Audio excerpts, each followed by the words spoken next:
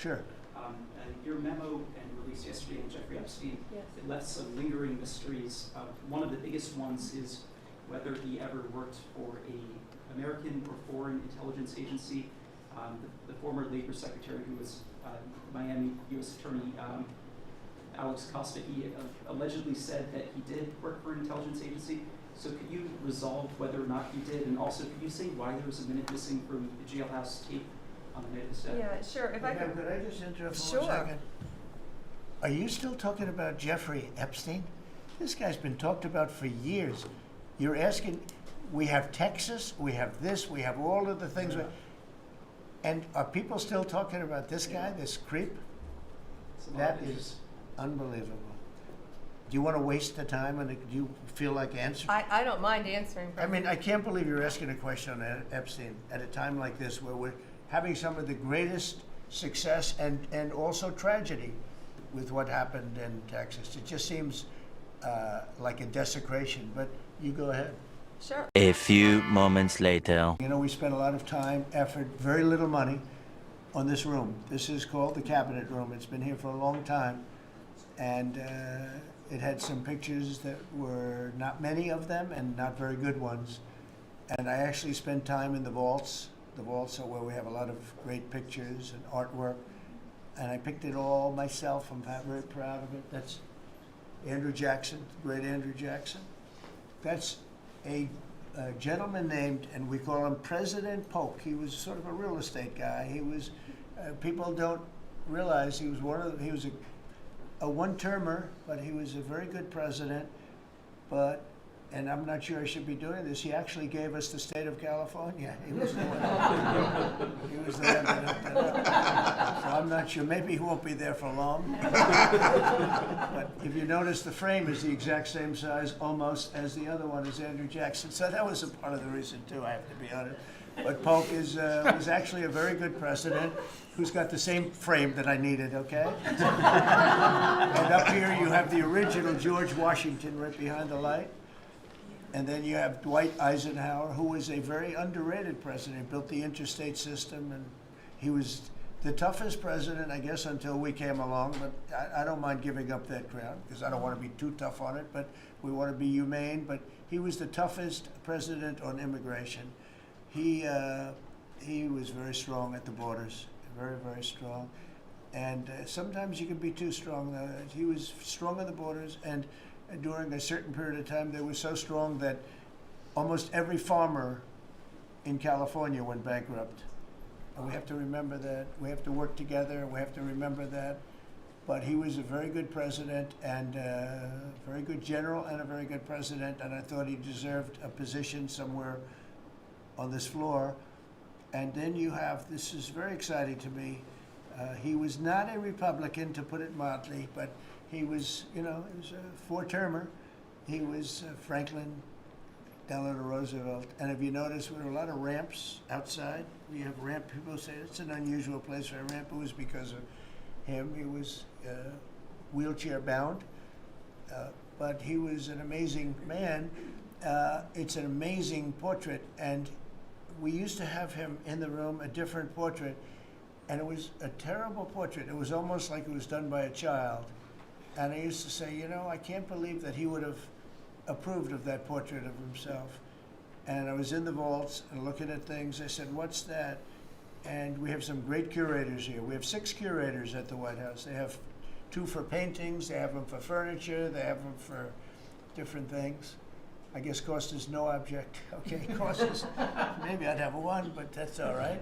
But we have 6, and they're very talented, though. And he said, that's a picture of FDR. I said, really? Let me see it. They took off the wrappings, very well preserved. And I said, that's the picture they've been looking for years. That was the picture of Franklin Delano Roosevelt. And I said, oh, wow. And likewise, that fit, see frame-wise, it just doesn't work. It doesn't work if you have, I want to be nice, but it doesn't work if you have a big frame, a little frame, but it's like perfection. I'm a perfectionist. The mirror was down in the vaults also. I said, where is this from? And it's a very old, very storied mirror, beautiful. We put that up. And then over there is Honest Abe Lincoln. And that picture was in his bedroom. And we thought that this would be a very important place because this is where wars are ended. I'm not going to say wars are declared. I'm going to say wars are ended, okay? We'll be positive. And that's the picture of Abe Lincoln from his bedroom, sat in the bedroom for many, many years. That was his favorite picture of himself. And the Lincoln bedroom's very famous. You remember when Bill Clinton had it and he rented it out to people. Okay? We don't do that. But it's an incredible room. And we took that picture from his bedroom. That's Abe Lincoln. And then over here you have John Adams, and it's they were the first occupants of the White House, 1800. And John Quincy Adams, Mrs. Adams, they were the first occupants. So we have them looking at each other, and in between their stare is Abraham Lincoln trying to make peace. And that picture was in a room that I have that was not important like the cabinet. I gave it up. I said, I have to give it up because that's one of the greatest pictures of the White House. The White House is tremendous art.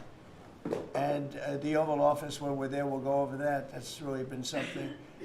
Then we got the drapes, and we got the whole thing. We got new drapes. We got new, wasn't a big expense, very, very small.